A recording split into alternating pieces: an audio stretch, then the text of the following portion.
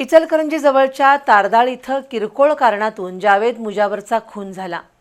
सोमवारी संध्याकाळी 7 वाजण्याच्या सुमारास दर्गा चौकात हा प्रकार घडला। या घटनेनंतर तारदाळमध्ये तणावाचं वातावरण निर्माण झालं होतं, तर हल्लेखोर यश गायकवाडला पोलिसांनी ताब्यात घेतलंय।